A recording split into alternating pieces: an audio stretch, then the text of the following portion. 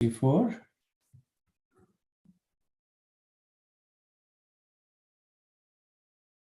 Nanubhutam kvachanena dehana drishtam ashrutam kadachet upalabhyeta yadrupam yadragatmani.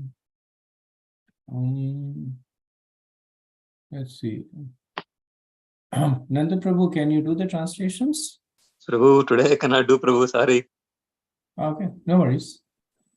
I can do. Prem Kishore Prabhu? Yeah, I'll do, Prabhu. Okay. Sorry, I was just setting up the YouTube. 1 second. Yeah, sometimes we suddenly experience something that was never experienced in the present body by sight or hearing. Sometimes we see such things suddenly in dreams. So, Nad Muni speaks about this to prove that our consciousness is carried over from previous lives.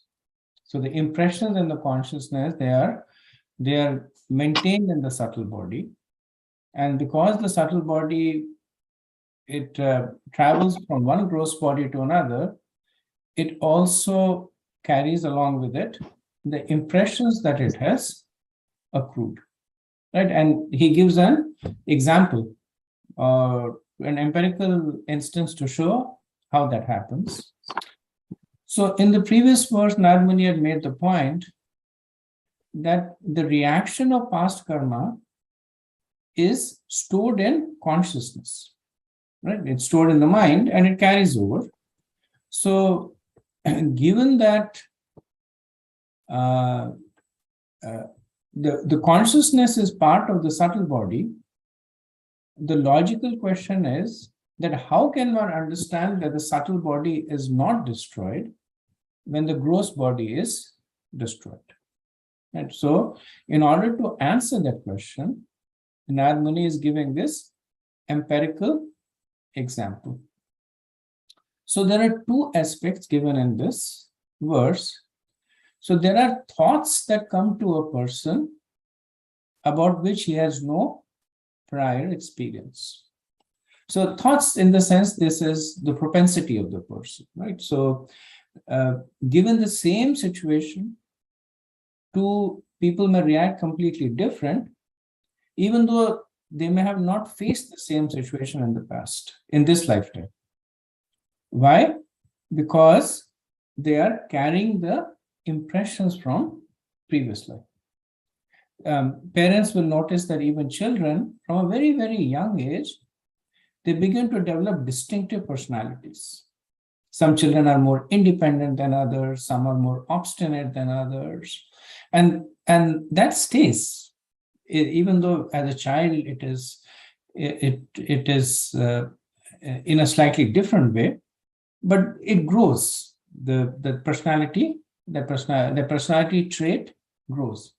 So how does the child get that personality trait when it really has no experience dealing with situations or people, right? So that's one aspect. What Nad Muni talks about over here is two aspects. One is this aspect. The other is about dreams. So people, they dream about situations or things that they have never experienced before. So both of these are coming from past life experiences. So Prabhupada says that the conclusion is that the mind is the storehouse of various thoughts and experiences undergone during past lives. Thus, there is a chain of continuation from one life to another, from previous life to this life, and from this life to future life. This is also sometimes proved by saying that the man is a born poet, a born scientist, or a born devotee. And Prabhupada gives the example of Amrish Maharaj, that right from the beginning of his life, Amrish Maharaj was constantly thinking of Krishna. Savai Mana Krishna Padara Vindaya. So, and he says, if we do the same, we will also reach the same conclusion. So this verse proves that the subtle body does not die with the gross body. If it did, then every living entity would start from a blank slate. They would not have any prior propensities. They would not have any prior conceptions that manifest in dreams, but factually they do. So symptomatically, it points to the causal aspect that the subtle bodies are carrying over. Verse 65. Tenasya tadrisham rajal lingno deha sambhavam shraddhastvan bhutortho na manas prashtam marati. Therefore, my dear king, the living entity who has a subtle mental covering develops all kinds of thoughts and images because of his previous body. Take this from me as certain. There is no possibility of concocting anything mentally without having perceived it in the previous body. So Narad Muni is an acharya, and he's making this statement with certainty that one cannot concoct anything mentally without having perceived it in the previous body. So every thought that we have is actually a link in the chain. The chain is coming from the past, and the link is going to link it to the thoughts and the future, which is why it is important to control our thoughts at every point of time, because they're not just the thoughts that are manifesting now and here, but they are also going to become the fountainhead of thoughts in future lives. And so just as things that we have seen and heard when we are young, they appear in the mind when we are old, even though we may not be consciously aware of it, but they make impressions on the mind and they appear later on. So similarly, things that we've experienced in the previous bodies, they are stored in the mind. Okay? So Narad Muni is emphatically stating this point.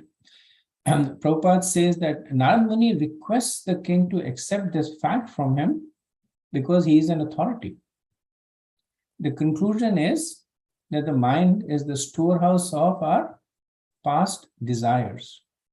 And we have this present body due to our past desires. Similarly, when we whatever we desire in this present body will be expressed in the future body. Thus, the mind is the source of different kinds of body.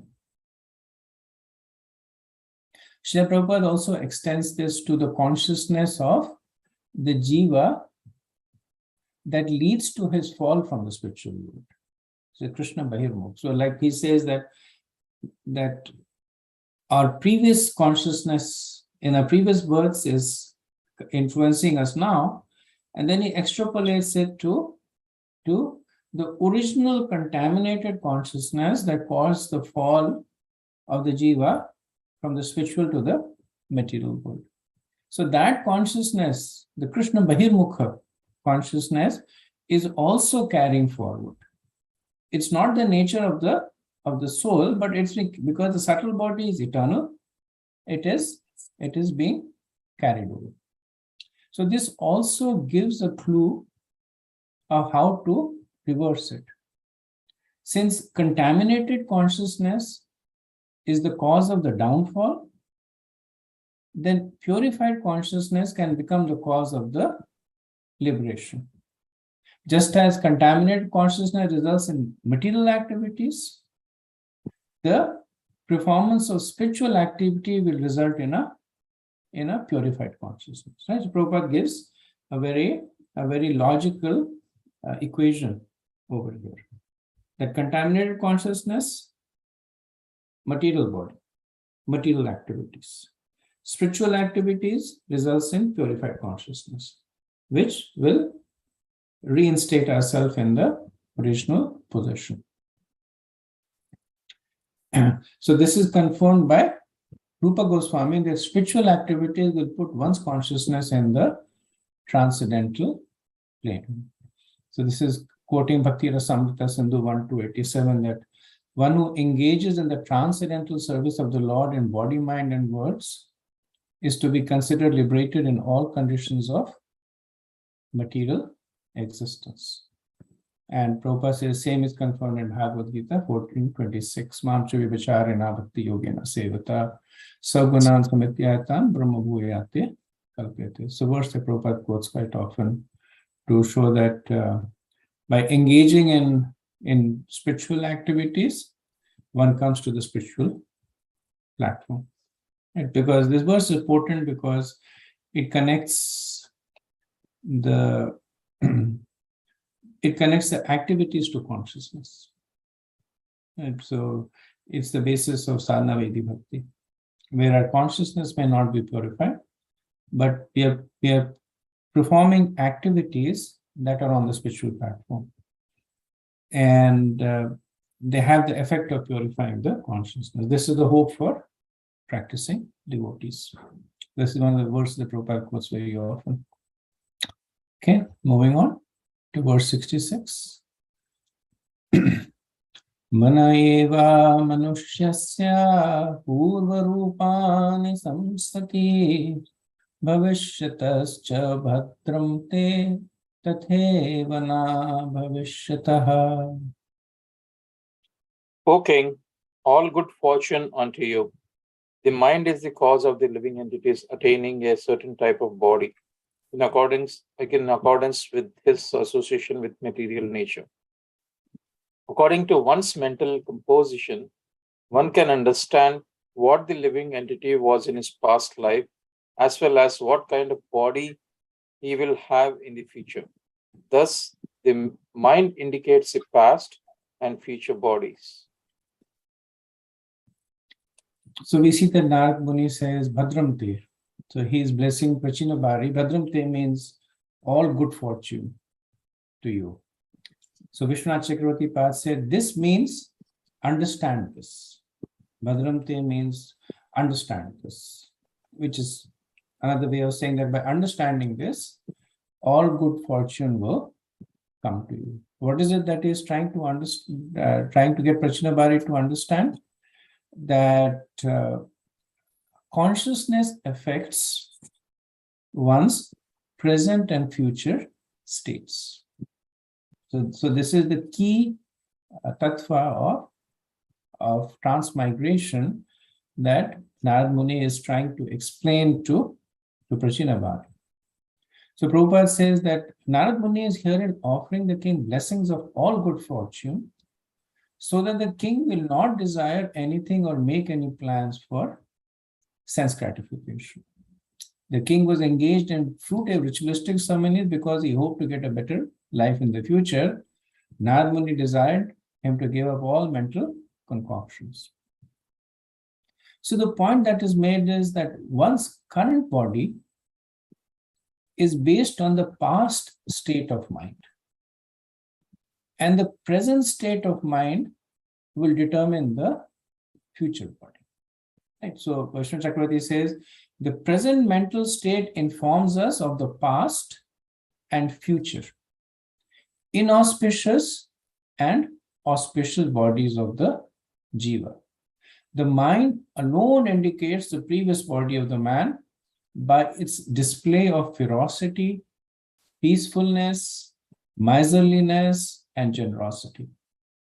Thus, the present mind indicates the past and what kind of the person he previously was and what his future body will be. So Prabhupada expands on this and says that all bodies in heavenly planets and hellish planets arise from mental concoctions. And the suffering and enjoyments of material life are simply on the mental platform. And he then makes this point that all this can be reversed by the worship of the Lord. So he quotes 5:18-12. Yasati bhakti bhakti akinchana sarve gunai satatra samasita suraha harav akathasya kuto mahad guna manorateshnati manorathenashati dhavato bahi. That one who has unflinching devotion for the personality of Godhead has all good qualities of the demigods. One who is not a devotee of the Lord has only material qualities that are of little value. This is because he is hovering on the mental plane.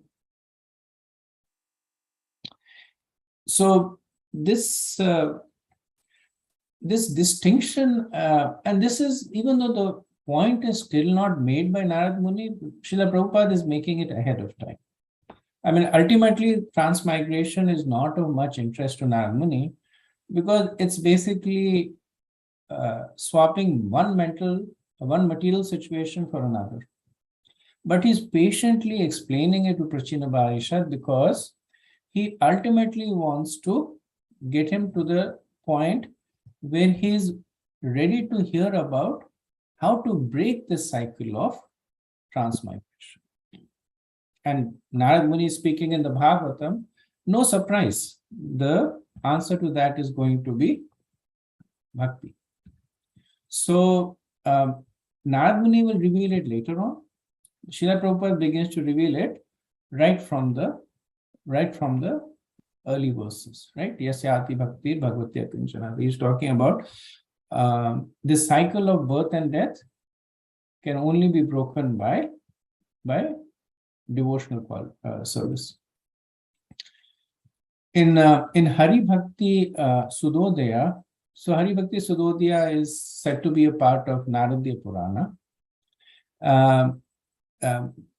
There is an incident that is related, that's relevant to this. So once there was a gathering of many sages on the banks of the river Ganges, headed by Vashishta Muni. And they were discussing many topics. So sages being sages, they were philosophically discussing many topics.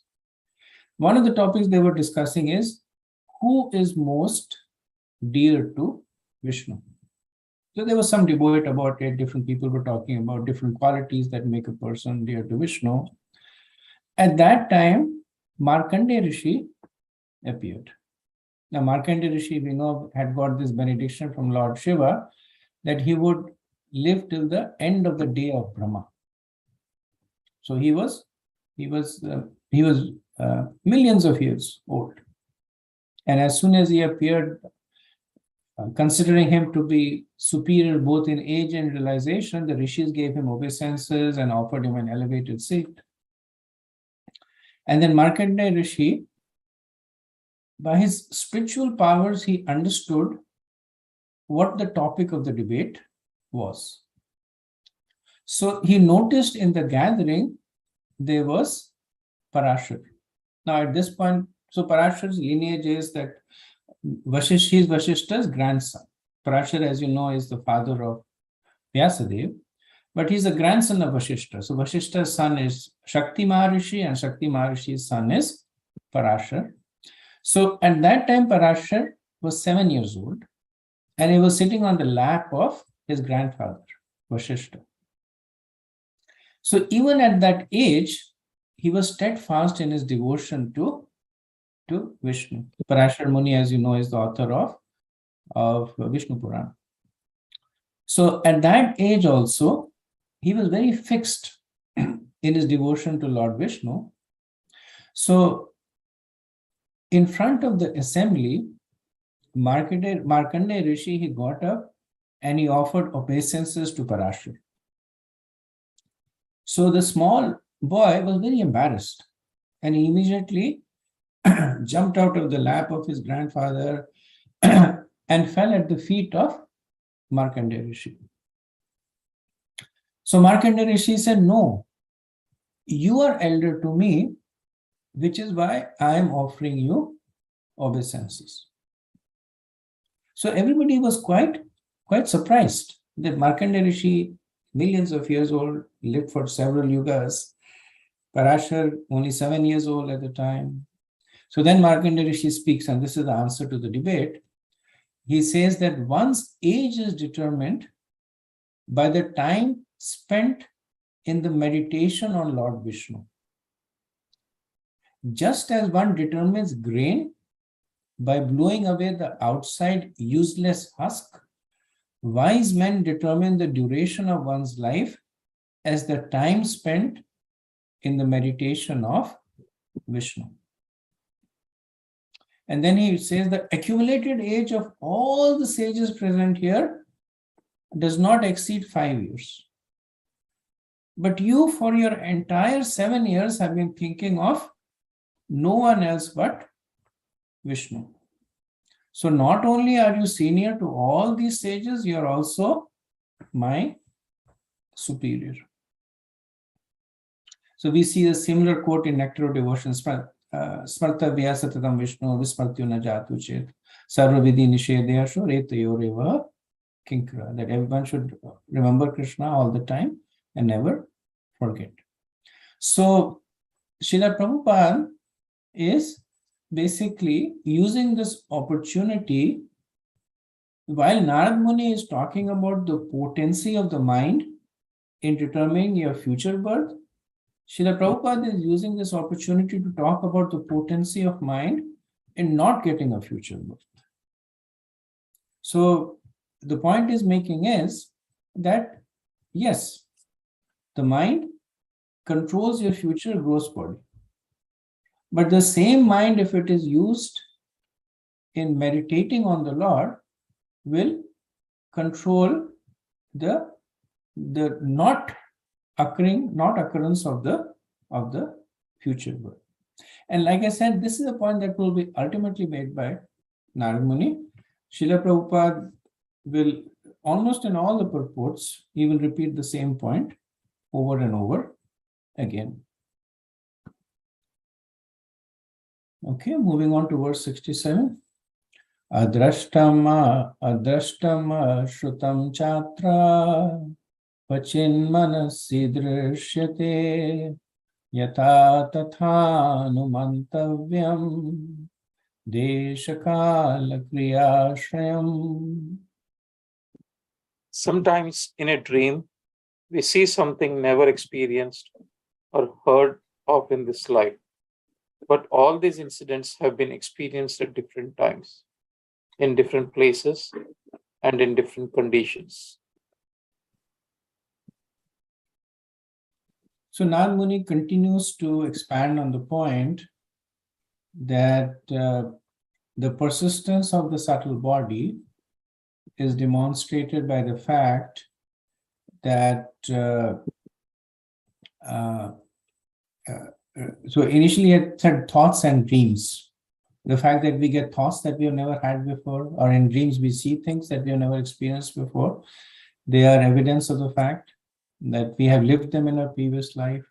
He makes the same point again here for emphasis. We've made the point in verse 64, and he's repeating it in this verse 67.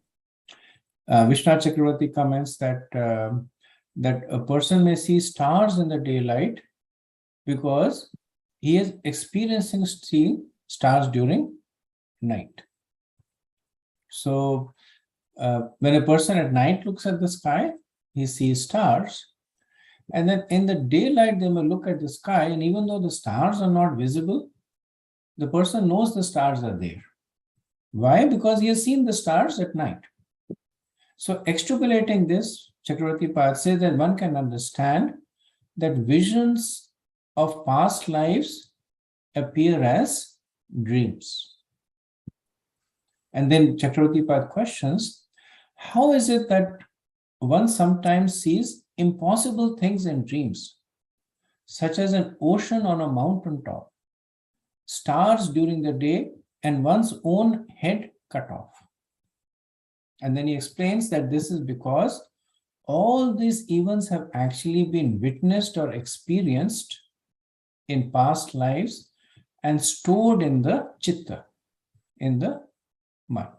He says that seeing the ocean on a mountaintop means that there is a place somewhere in the universe where such a thing exists, and the soul in a different body witnessed it.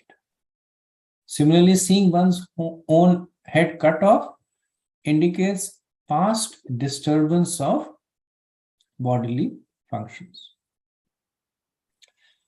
Prabhupada says also that sometimes we may see a golden mountain, and this is because we have experienced gold and mountain separately. In a dream, under illusion, we combine separate factors. In this way, we are able to see golden mountains or stars during the day, because we have seen stars at night and we see day, so we combine them.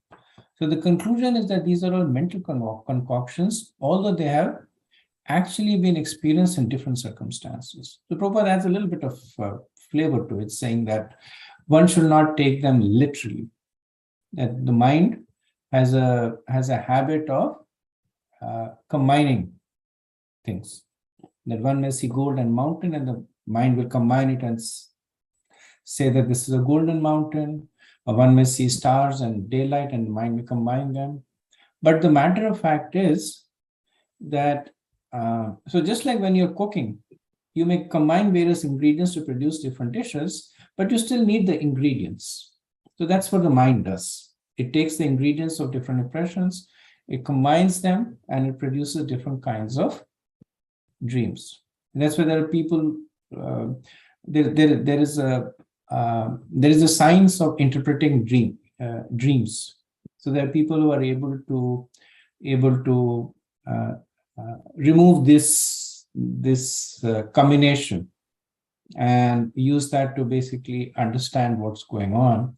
And generally, Vaishnavas, Prabhupada took dreams seriously. Vaishnavas generally take dreams seriously because, for one reason, they are substantiated by verses like this in the Bhagavatam.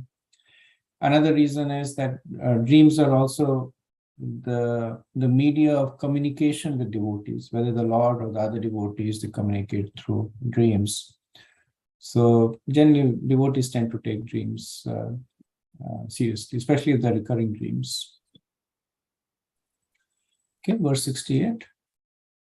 Sarve kramanurodhena manasindriya gocharaha ayanti bahu shoyanti sarve samanaso janaha. The mind of the living entity continues to exist in various gross bodies, and according to one's desires, wants, and gratification, the mind records different thoughts. In the mind, these appear together in different combinations.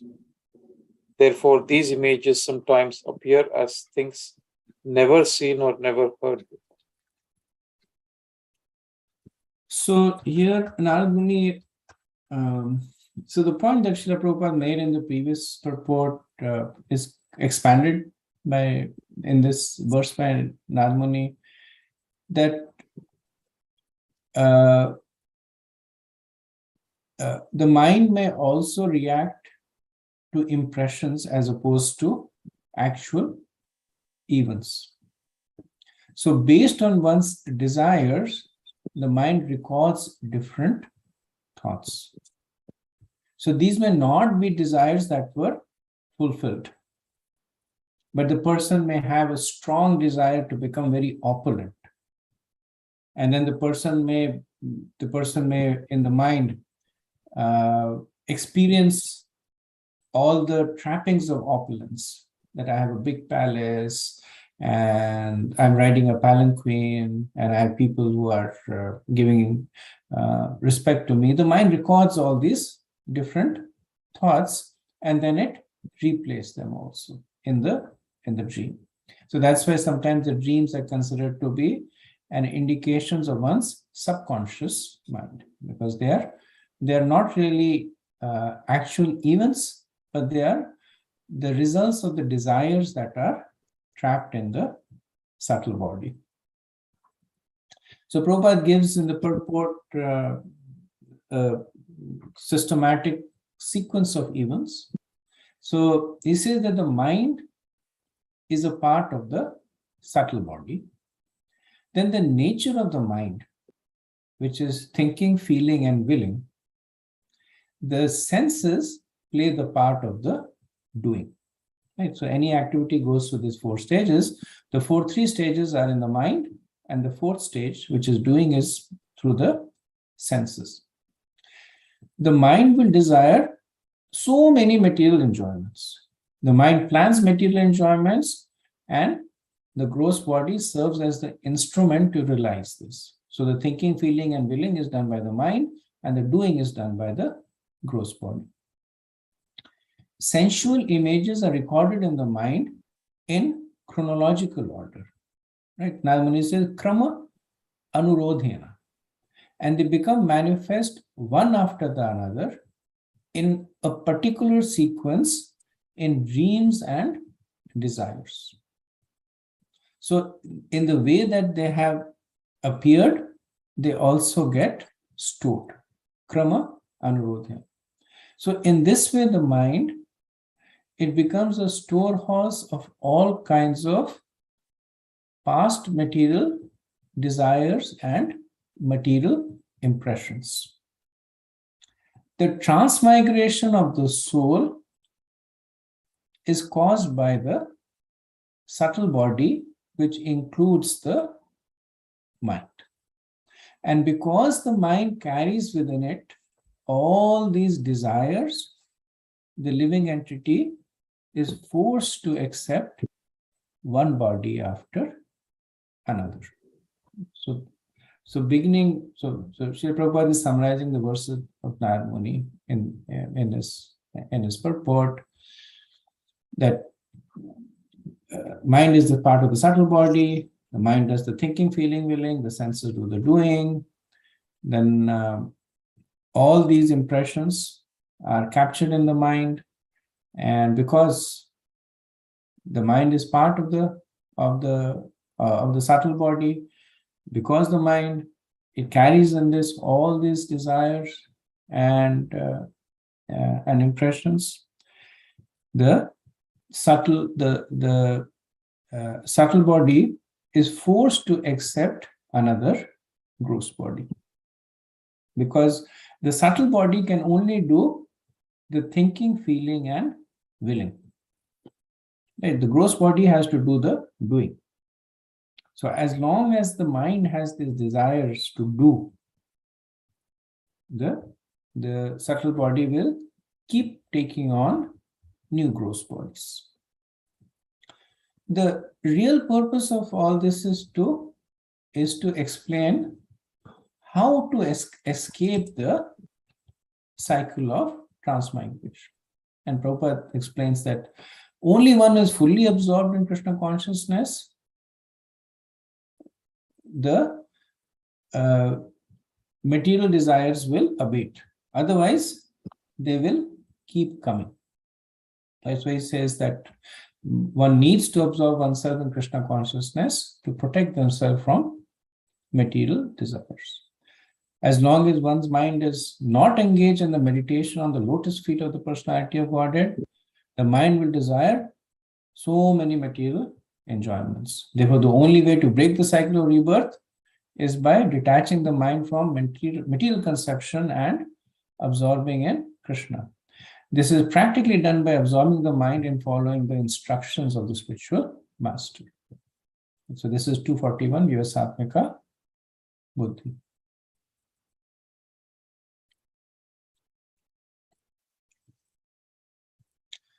So expanding on this, Prabhupada quotes the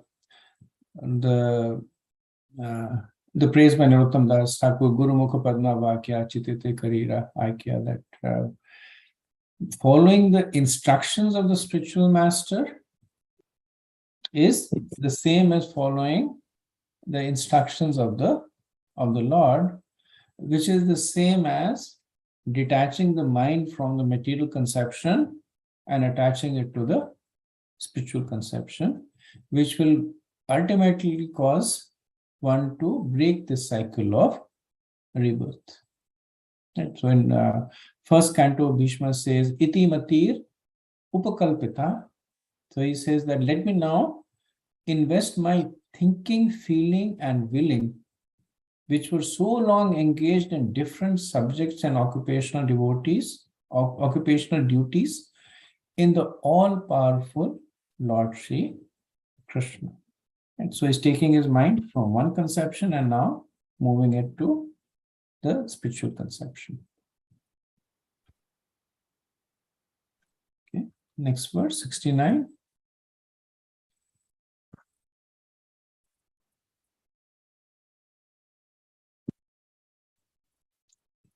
Satvekane manasi bhagvat parshvavatane tamaschandramasi vedam uprajya vyabhasate.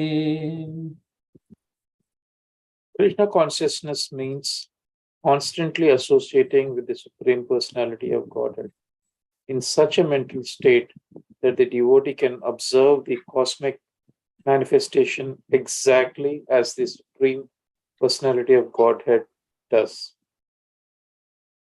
Such observation is not always possible, but it becomes manifest exactly like the dark planet known as Rahu, which is observed in the presence of the full moon.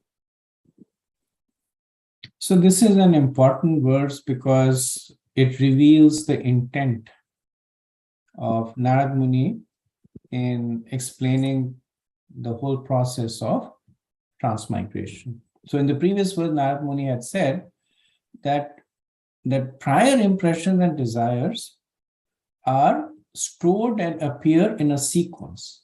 He has said krama anurodhena. Now in this verse, he states that if the mind is situated in pure goodness and is situated next to the Lord, one can see the entire universe directly. And the analogy of the Rahu is, so the Rahu planet, when there is an eclipse, it approaches the sun. So the analogy is used to indicate that this is a very rare phenomenon. The eclipse happens rarely. So this ability of the mind to see the universe as the Lord is rare. Also, the Rahu is a dark planet, and it can only be seen in the context of light. In itself, Rahu cannot be seen because it's dark, but when it comes against the sun, then it can be seen. So similarly, such a vision of the entire universe is only possible due to the association with the Lord. So the Lord is like the sun and the universe is like the dark planet Rahu. In itself, it cannot be seen, but when one is associating with the Lord, then one can see the material universe. So there are two explanations to this verse with converging meanings. One is given by Vishwanath Chakravarti Pad, in which he gives a more literal explanation to the verse, wherein he says that the person gets the same vision as that of the Lord when the person is closely associating with the Lord. So he gives the example of Mother Yashoda, that when Krishna ate dirt and Mother Yashoda asked him to open his mouth, she was able to see the entire universe.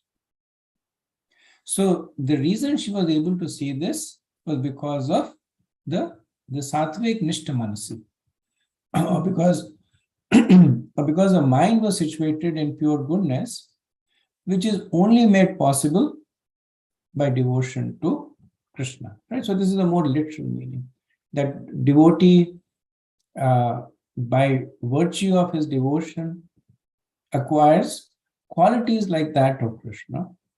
And amongst those qualities is that acquires the vision of Krishna, like Yashodamai. Another explanation is given by Srila Prabhupada, and he says that this vision of the entire universe is actually a metaphor, and it represents the stockpile of all the material desires that the jiva has. So it's said that the material desires of the jiva are as big as the universe. Another way of saying is that they are unlimited. Just like the universe is unlimited, the material desire is unlimited. So Prabhupada says that the stockpile of material desires, they appear simultaneously and then they vanish. And this happens when one is sattvika nishta manasi. One is absorbed in Krishna consciousness. So Prabhupada says in Brahma Samhita 554, it is said, Karmani nirdhati kintu cha bhakti bhajam.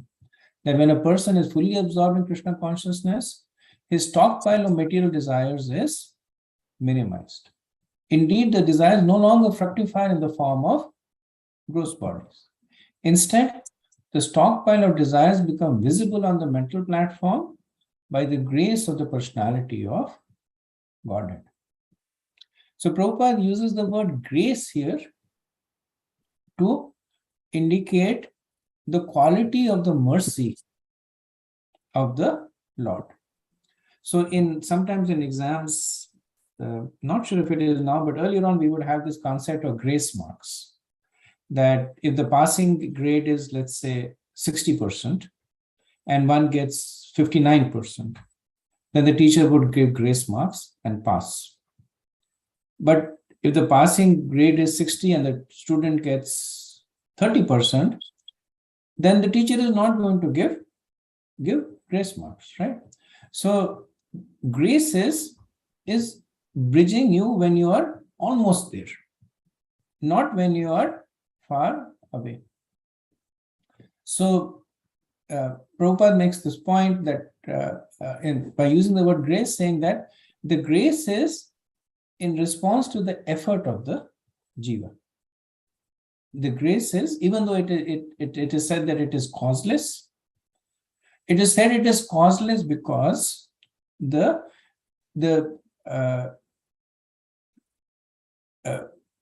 though the effort of the jiva is a catalyst to it, but the personality of Godhead is fully independent. He is never bound to respond one way or the other. Right? So that's why it is just out of his free will.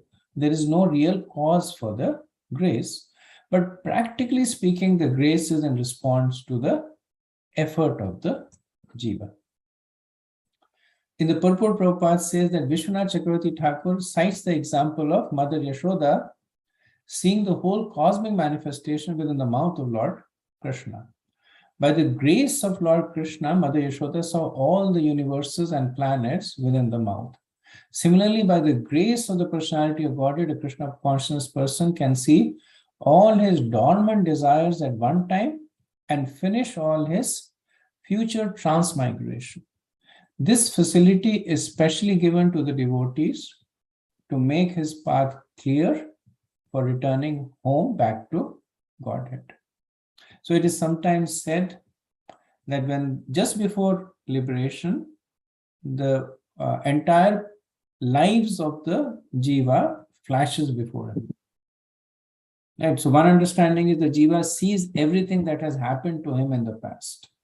When he was Brahma, when he was a demigod, when he was a demon, when he was an animal, all that flashes in front of him. But this is also another understanding, that all the desires that accrued in the past lives, as a result of the actions that he did or he wanted to do, they flash before his eyes and then they are destroyed. And because they are destroyed, the subtle body is destroyed. And because the subtle body is destroyed, the spirit soul is now free to return back to Godhead. Now, Prabhupada makes another very interesting comment here in the purport. So he says that dreams are not only manifestation of past experience and future. So he makes this point that dreams are manifestations of past experiences and future desires. Right? So a person may want to be something or do something, and that comes in dreams. But for devotees, it's a little different. The dreams are actually burning away their future desires. Since the devotees do not have a future body, their future desires play out in the dreams. And so Prabhupada says that why we see things that not experienced in this life is explained herein. That which we see is the future expression of a gross body, or is already stocked in our mental stockpile.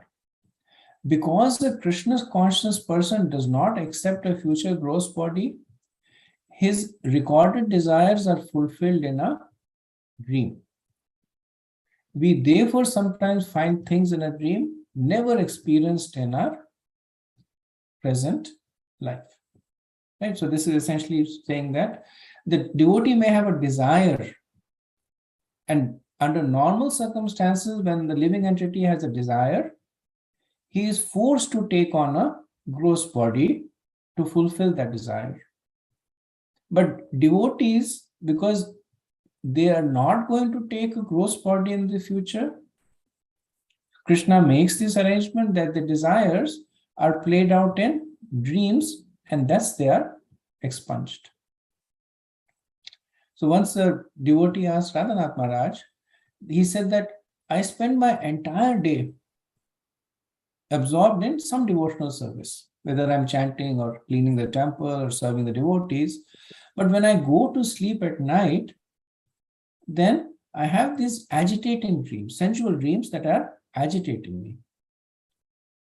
And Maharaj mentioned that if you're doing your sadhana properly, if you're not eating excessively at night, then you can understand that if you are still getting these dreams, this is Krishna taking away your karma. This is the special mercy of the Supreme Lord. So this is an interesting concept of expected versus actual reality. The expectation is that the desires play out in the form of future bodies and future births. The reality is that the desires play out in dreams. So in this context, Ravindra Sarup Prabhu, he had written a 3-part article in Back to Godhead called Prabhupada's Prophecy. And I would like to share, it's relevant, not 100% relevant, but relevant and also interesting. So wanted to share it, that in 1975, in one of the morning walks, Srila Prabhupada, he said that very soon there will be a third world war. And they asked why, and he said this is the reaction to all the animal killings. And Prabhupada said, so his disciples took it seriously. They said how to prepare for it, and Prabhupada said, increase your Krishna consciousness. So devotees started preparing. Some of them were buying remote property in remote places. Somebody was stockpiling on the grains, etc. So this was at the height of the Cold War. And there was very often talk between the US and USSR at the time of imminent battle. The Prabhupada actually said it's a matter of few months that there will be war. And he gave further details about which countries would be involved and impacted. Now, factually speaking, the war did not happen. So Ravindra Swarup Prabhu became very curious because he comes from a Russian background. He grew up in the US, but he came from a Russian background. So as a child in the school, he was Prem Kishore Prabhu, do you mind muting your mic? Sorry. Thank you, Prabhu. So as a child, he was constantly reminded of all the training that was given, that if there is an attack, you go under the table or you go to this part of the school. And when his grandparents were Russians, when they would visit, then there was a lot of anti-Russian feelings. So when Srila Prabhupada was later on asked that why did the war not happen, then Prabhupada said that Krishna changed his mind. So Ravindra Swarup Prabhu comments that until I heard about Prabhupada's statement, I had never entertained the notion of God changing his mind. But Prabhupada prompted me to think about it. How could I deny the possibility? So he started investigating more. So later on, when there was an influx of devotees coming from Russia. So in 1987, the Soviet government, for the first time, they had given permission for the Russians to travel to Mayapur. 54 Russian devotees traveled to Mayapur for the annual festival for the first time. And because Ravindra Swarup Prabhu had his background as a Russian, so he began to interact with them. And they revealed a very interesting fact to him, that when all this talk about Cold War and battle, etc., was happening, so the elite of the Russians, they would basically go to a secluded area where they would make this planning. And because they were elite, they would get exclusive food cooked for them. So the collective farm was known as kolkhoz, that was supplying this food, was actually run by devotees. So it was in Soviet Georgia near the Black Sea, and the devotees knew this food is going for this purpose. These vegetables and fruits are going for this purpose. So after they would harvest the fruits, etc., they would offer it to Krishna. And they would also perform intense sankirtan. So essentially what these generals and leaders were eating was prasadam. And the Ravindra Prabhu said that caused the change in the mind of these officials, and that averted the war. So according to the karmic situation of the world, as Prabhupada had prophesied, the Third World War was inevitable. But because of the devotion of the devotees, it caused Krishna to change his mind, and war was averted. And Ravindra Prabhu said that just like when actions are not fructified and they appear in dreams, he said when the Third World War did not fructify, it appeared in form of a fictitious book.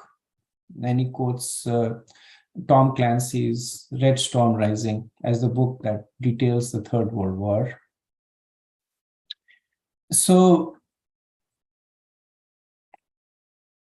another point that Ravindra Swarup Prabhu talks about is that if Krishna sees the future, does that negate the free will of the jiva?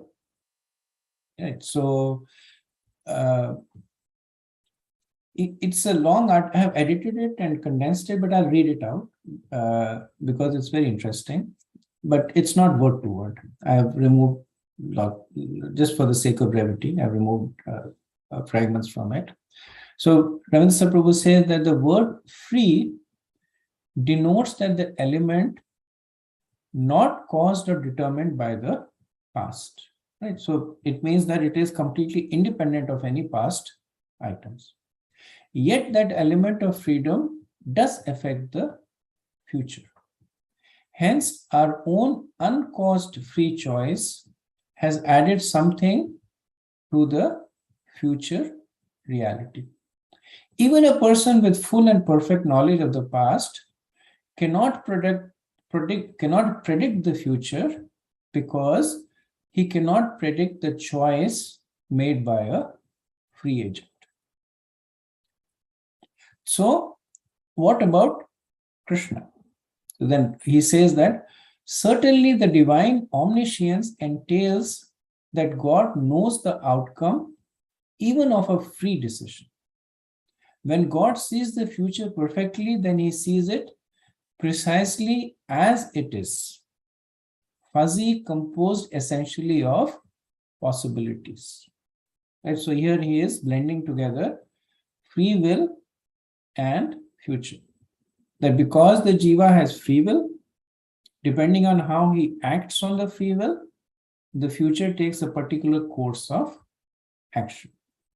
So when Krishna sees the future, then he sees it as a series of as different possibilities that is predicated on how the jiva is going to act upon the free will. Then he said the Srimad Bhagavatam has an example that Vyasadeva, he foresaw the impending Kali Yuga. Prabhupada explains Vyasa's vision that just as an astrologer can see the future fate of a man, or an astronomer can foretell the solar and lunar eclipse, those liberated souls can see through the scriptures and foretell the future of mankind. So, even the ordained constraints on things to come cannot annihilate the possibilities of freedom. So, the scope of the freedom may be limited, but the freedom will nevertheless exist. So then he concludes by saying that this is a special mercy of the Lord on a devotee who is trying to be Krishna consciousness. Prabhupada gives the definition of Krishna consciousness in the translation. Krishna consciousness means constantly associating with the personality of Godhead in such a mental state that the devotee can observe the cosmic manifestation exactly as the personality of Godhead does. So, I'll conclude with a summary of the transmigration that has been explained so far.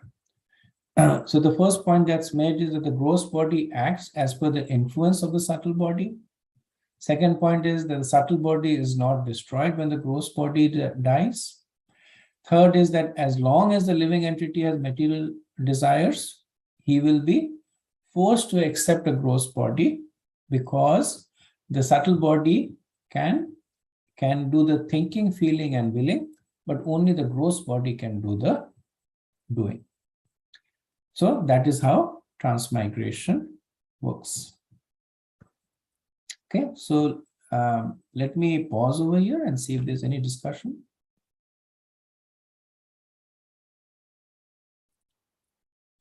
I see Paramatma Prabhu back after a while. Welcome back, Prabhu. We missed you. Thank you so much. I was with Satsrupa Maharaj on an intense few weeks. His health is not doing so well. I was doing some personal service. I'm sorry that I missed your classes, but I did mention to him. He asked me, and I did mention to him that you are doing these classes, for us. Is he doing better now, Prabhu? I would say not so well. He has to be, we have to do everything for him. We have to get him up. He can't walk by himself. We have to bathe him. We have to put on his tilak, put on his clothes, everything. And but he writes every day. Oh, He he writes writes. a journal, he answers letters, and everything is done not with a pen. I asked him to sign some letters, for me, for devotees in Guyana, and he took so much time; his hands were trembling. But he does his journal. He answers 10, 12 letters every day, and so many other writing he does. No writing, but it's all done through dictaphone.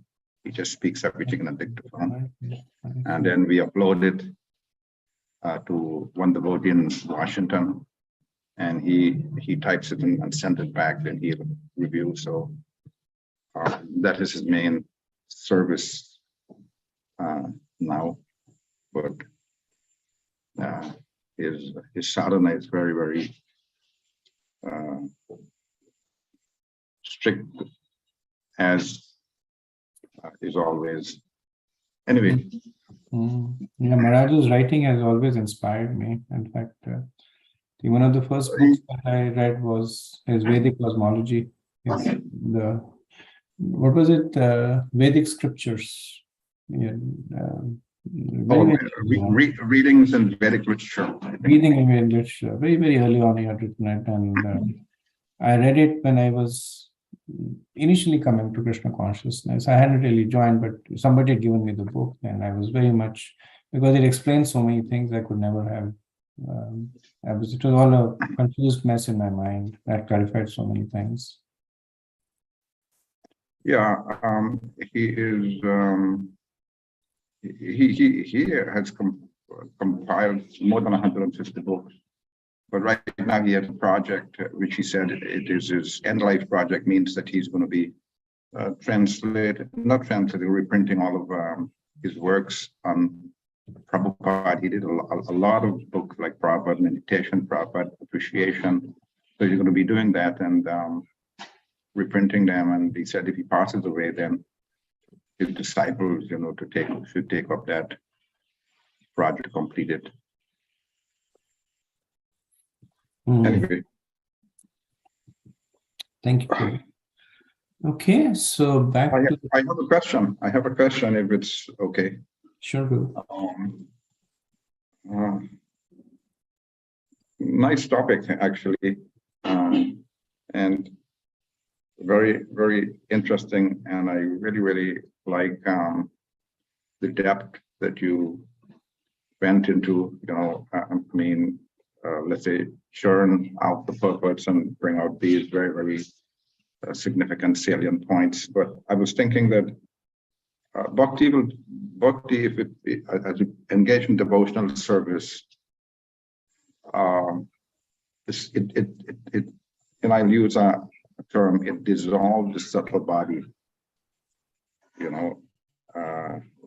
as we engage in devotional service. And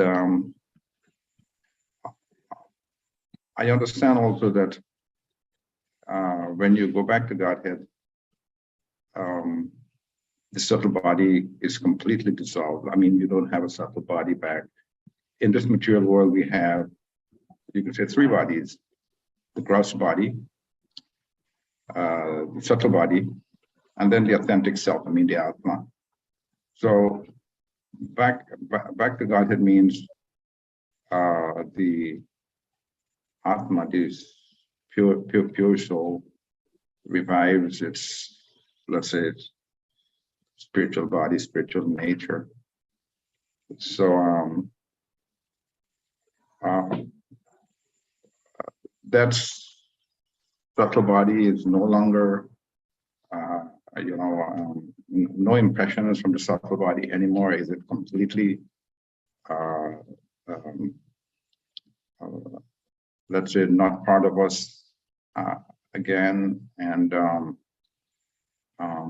I understand also that when you go back to Godhead, then you are able to remember everything back, from you said from Brahma down and everything that transpired. So is that by grace of the Lord, or is that an automatic thing, or how does that happen? I mean, I'm just curious.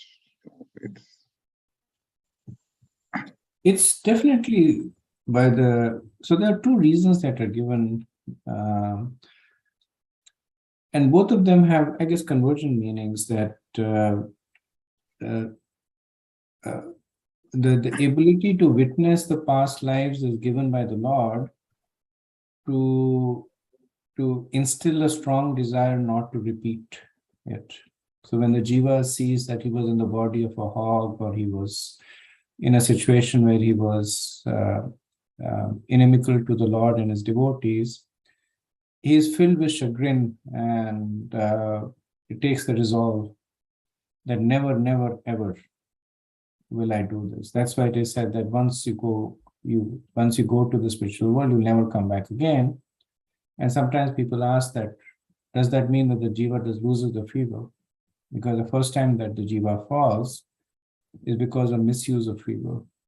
And the reason is not that they lose their free will, but they understand the consequences of misuse of the free will.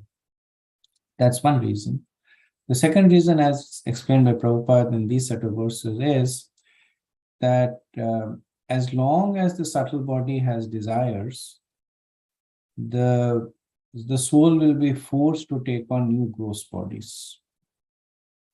But when the jiva is at a point where he is being accepted back in the spiritual world, all these desires are shown to the jiva and burnt away.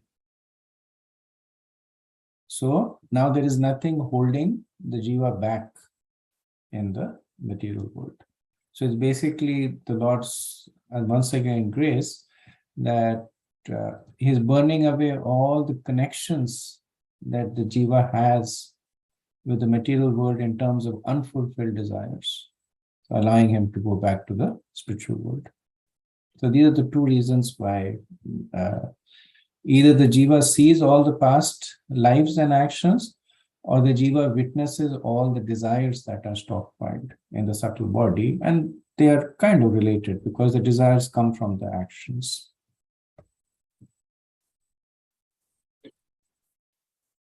One final point, and that is the pure devotee, for example, in this material world, let's say, for those who are pure devotees, is it that the subtle body has is no longer there for the pure devotee, let's say by the by the intensity of a devotional services, of absorption in Krishna? Is it that the subtle body is no longer there, and by extension, the topic this evening begins with dreams. If he's not influenced by that subtle body, does that by extension mean that his dreams will only be of spiritual nature? Or because you and me and everyone else, well, I'm not saying you, but we have dreams, and just like it is explained here, impressions from previous life, like that. But when one is a pure devotee, is his dreams always on this, on this spiritual platform, and nothing to do with these past impressions and like that? It's a good question too. So the first question you asked is, does the pure devotee lose the subtle body? The understanding is no. Just like they still carry the gross body, but the gross body is spiritualized because everything is used for spiritual activities. Same thing happens to the subtle body. So I think the subtle body is mind, intelligence, and false ego. And the mind is used in thinking about Krishna. The intelligence is used in serving devotees. And the false ego becomes converted to true ego, which is I am an eternal servant to Krishna, right? So the subtle body is there, but it becomes fully spiritualized. I haven't read anything about the nature of the dreams of pure devotees. If I were to speculate, I would say that because they are arising from the desires in the subtle body, they would be, as you have said, spiritual dreams, either dreams about, because if you look at the dreams of pure Vaishnavas, in the dreams they enter into Krishna Leela, in the dreams they witness pastimes of Krishna, in the dreams they receive instructions from Krishna or his devotees. So it appears that the dreams are fully spiritualized. However, I haven't ever read anything about that, so cannot say authoritatively. Thank you very much. Thank you, Prabhu. Hare Krishna, Prabhu. I had a question too. It was a very interesting discussion, especially the part about the Russian in the World War III and all of that, just so powerful, very, very apt. And I also want to read, I tried to assimilate whatever you were saying, but it was quite a bit. I'm looking forward to your article that you said you'll share. The question I have is, when we have thoughts that are not serving our purpose, and like I've personally, for me, this discussion is very meaningful because I've wondered so many times, where is this coming from? It's just doesn't serve me. And this is very reassuring in one sense. Of course, the responsibility still lies with me, but anyway, it's reassuring in some sense for me. So the question is, how do we, like you did mention in the discussion that doing spiritual activities is the way to do it, but is there something else that we have to do actively when thoughts come, or do they just come and go, like the screen that we've heard of, the screen example? It's a good question, and I can completely relate to what you're saying, because the same thoughts were going on in my mind when I was reading these verses. So what to do when desires that are stockpiled in us, they reappear in form of dreams or thoughts. Since the causality of that is fixed, we cannot change that, which means that we cannot stop them from coming. The fact that we are the source of it, we've already laid the seed of them, so we cannot stop them from appearing. However, we can stop them from being a chain to our future thoughts and desires. And that's essentially why Narad Muni is speaking the whole set of verses about transmigration, that as long as we continue to act upon them, our future bodies will be created for us. The only way to stop future transmigration is to stop acting upon them. And the conclusion that he gives is that only through the process of devotion can this be stopped.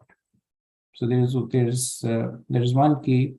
They do speak about, like, especially when you talk to persons who are more in Astanga yoga, they talked about the fact that you be an observer of these thoughts and desires. Just watch them come and go. That may prevent you from acting on it at that moment, but it does not extinguish them. They will appear later on because they have reality. It's a seed that will fructify. So if you don't give it sunshine and water now, at a later time you will give it, and then it will fructify. So it's kind of like delaying the inevitable, but the best solution is to uproot it, which Narad Muni and Srila Prabhupada says, simply by close association with the Lord, which one gets through following the instructions of his devotees.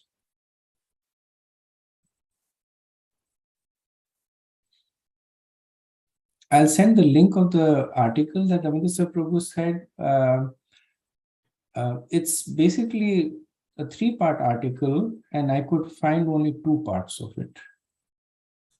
So for whatever reason, the way it is structured, it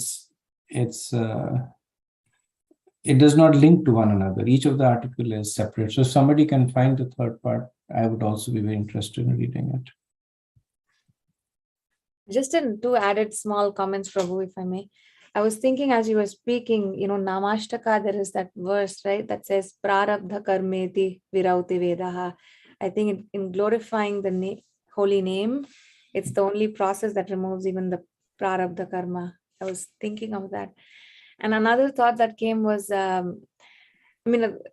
when we speak, like one of the example is Yamunacharya. He says, in his past life, when he was not in the life, but, previously when he was the king, and even we have discussed in our call, he says that whenever he has thoughts that are remotely even sensual, he spits on them or something like that. And I was thinking that one may ask, like, how come a devotee can have such a thought? Can we say that this section might help explaining that, although he's a pure devotee? Yeah, it's interesting you say about that, because Prabhupada says what you say, or you say what Prabhupada says, that it's interesting that even, so Yamunacharya is the Guru Maharaj of Ramanacharya, is no small entity, right? Very exalted person.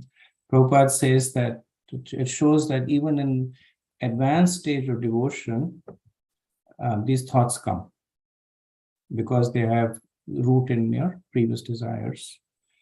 The Shri Sampradayas, they take a lot of offense to the statement of Prabhupada. So what they say is that he's using the logic that even for a person of his caliber, so he's essentially showing humility, that it's not that such thoughts come in his mind, but he's saying that if they were to come in his mind, he would spit at them. It's basically making a point through exaggeration. And so one should not take these statements literally. So it's not that Yamunacharya is experiencing those thoughts, but he's saying, even if those thoughts were to come in my mind, Kimutra Naya, then I would spit on them. So it's a fine difference between, so they have naturally a lot of nishtha for their guru, and it's difficult for them to consider that he would have these kinds of thoughts. And Prabhupada, of course, does not mean any disrespect to him, but he's talking about it from the perspective of, like you were making this point, the perspective of these thoughts are so deeply embedded in one's subtle body that one has to go through many stages of purification. Like in Madhuri Katamni, Vishwanath Chakravarti says that anarthas last all the way till prema. So what are the anarthas? These are the anarthas. These are the thoughts that are there. Now they become exponentially reduced, but they are so deeply embedded in the subtle body that they continue to last. There is only one person who can drive it away. And that's where the grace comes. That Krishna drives it away, but he needs us to basically do a lot of heavy lifting ourselves before he comes in, then sweeps it away.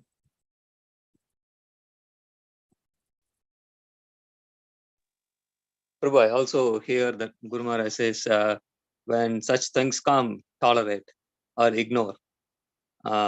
So just a practical step which Mataji was explaining what to do, actively what to do. So this I remember from hearing from Maharaj.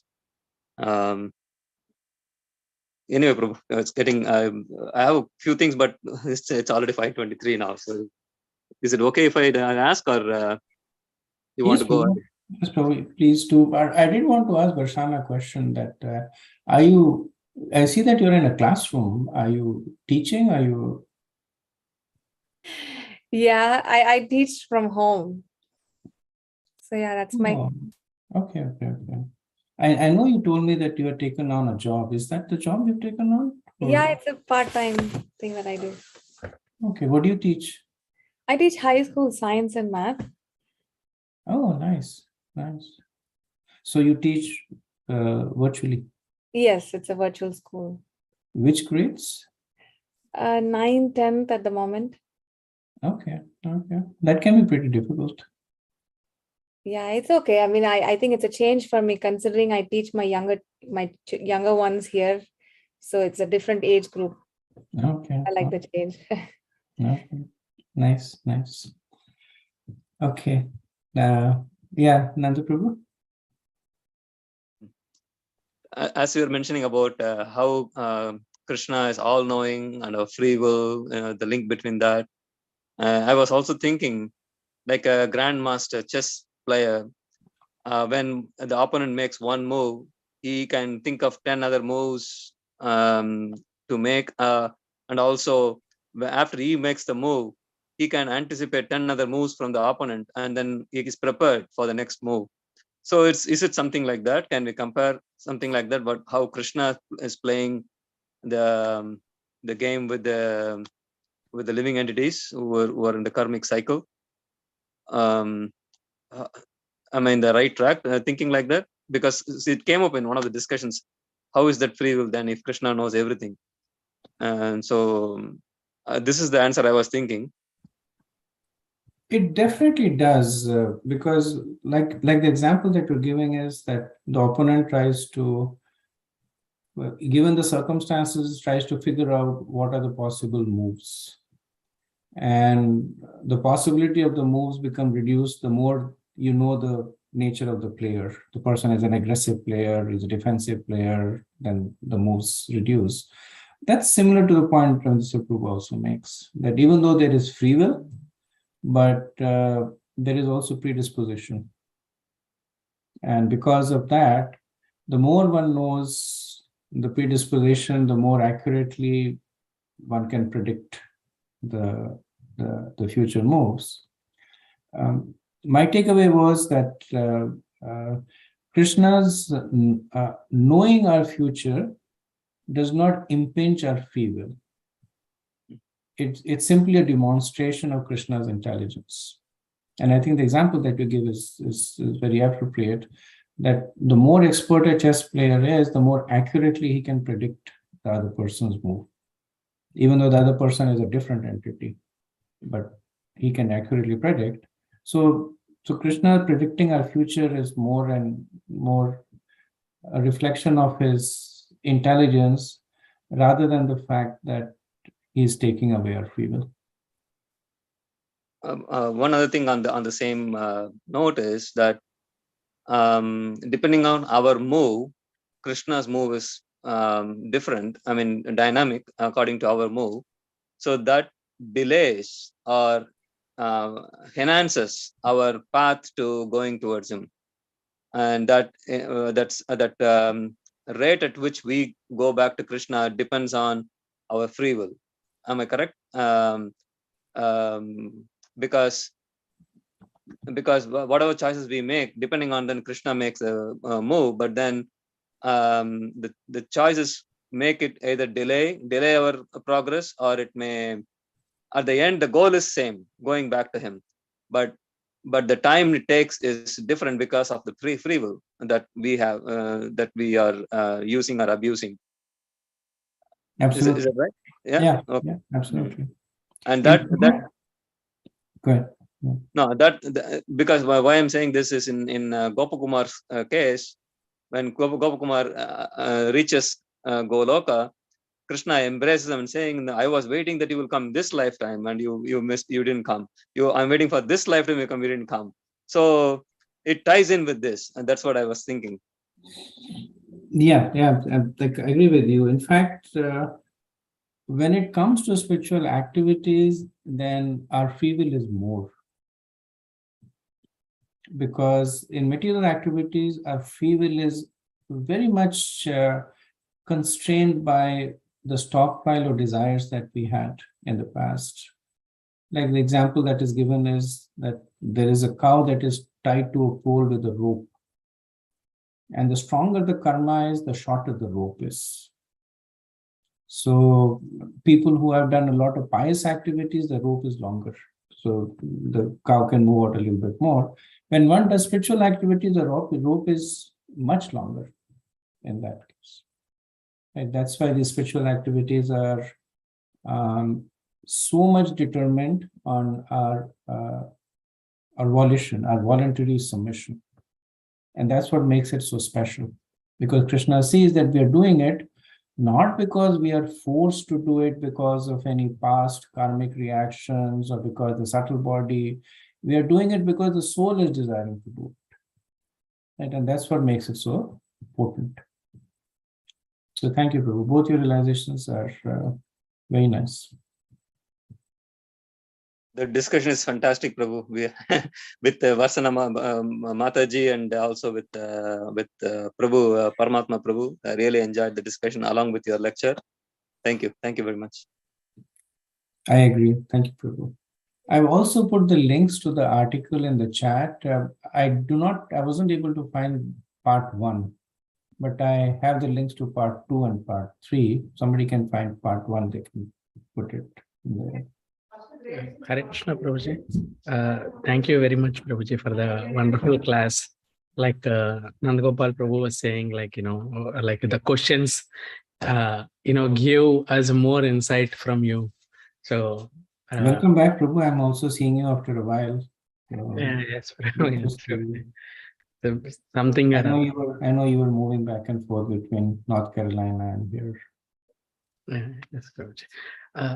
Prabhuji, there are a lot of thoughts are there, appreciation and realization, but at this point, in the interest of time, I'm just sticking to the question, Prabhuji.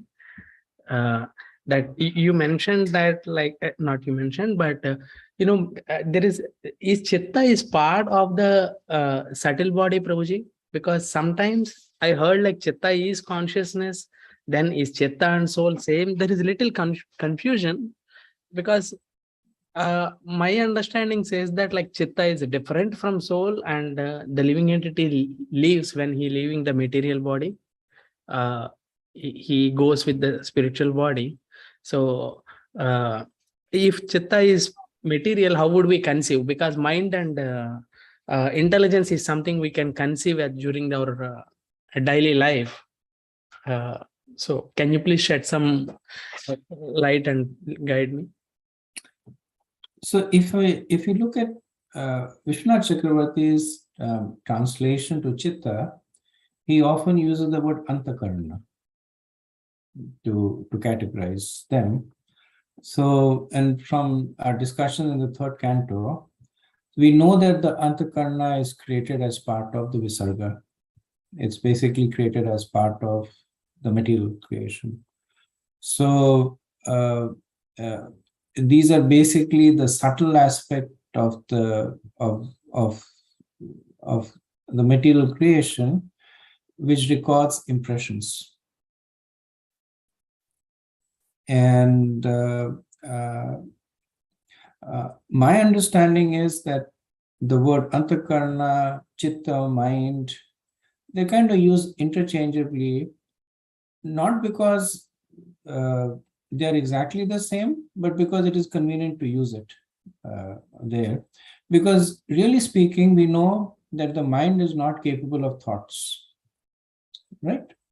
What's the purpose of the mind? That it simply records. Correct. It's not capable of discrimination. Yes, Prabhuji. Right. What's the purpose of intelligence? It discriminates. It looks at the thoughts and discriminates.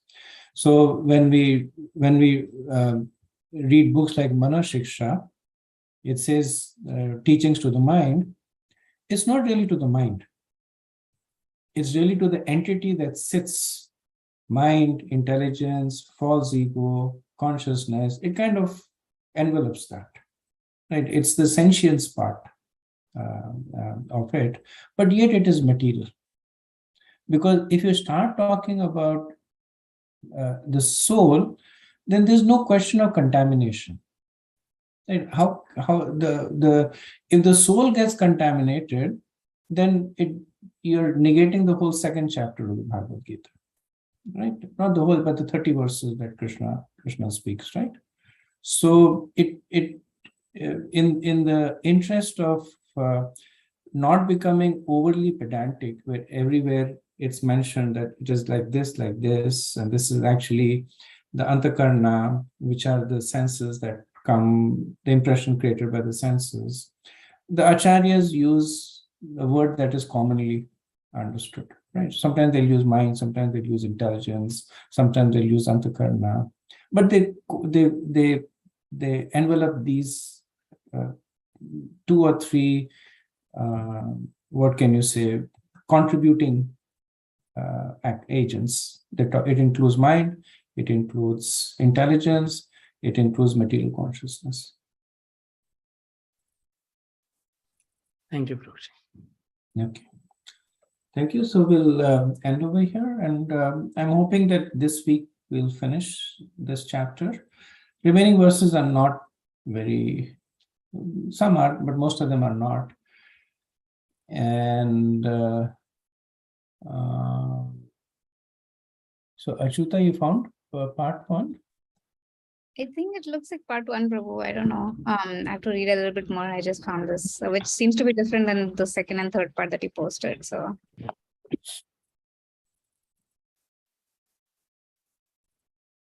No, it's actually part 1. You're right. Thank you. That's the introduction to part 1. You said there will be a word. so there is this next week post after that. So maybe it's a continuation. So I'll post the part 2 or like the part 1.2 here. Part 2 I already posted, right? The one at the top. Yeah, but this I think part 1 is pretty big. I mean, they continued it. I mean, they have it in 2 parts. So I see what you mean. I see what you mean. The part 1 itself is divided into a couple of parts. It seems, I don't know. It could be. Yeah. And knowing Ravindra Prabhu, he tends to be very detailed in his descriptions. He used to live in DC and actually very close to the temple. So now he's moved to Alachua. But Actually not. He is he's living just where Satsrup Maharaj is living. He is residing there permanently with his wife. He moved to Boston? Yeah, not in Boston. Satsrup Maharaj is staying at Albany. There's a little, maybe 10, 12 devotees are living in the community there. So he's permanently relocated. I met him. He came to visit. Okay. And he has a secretary there also with him, Shraddha. Right, I know. Prabhuji, one last question, Prabhuji, like a follow-up question to that. Prabhuji, what is Karana Sharira, Prabhuji? What's what, Prabhu? I didn't hear it. Sometimes I hear Karana Sharir. Is it, what is Karana Sharir, Prabhuji? Is it our Vaishnava terminology, or that is something, because I just heard from, sometimes through Vaishnavas also I heard, but sometimes through outside people also. So. Oh, I don't know, Prabhu. I never heard, I know there's a Yatna Sharir, never heard of the Karana Sharir. Okay, Prabhuji, then I would ignore that. Yes, thank you. Okay. Thank you, everyone. Nice to have all of you back. Vanchakalpatarubhyascha kripa sindhubhyev cha patitanam pavanebhyo vaishnavebhyo namo namaha. Ananta koti vaishnavind ki jai. Srila Prabhupada ki jai. Nitai Gaur Premanand. Hare Krishna. Thank you very much.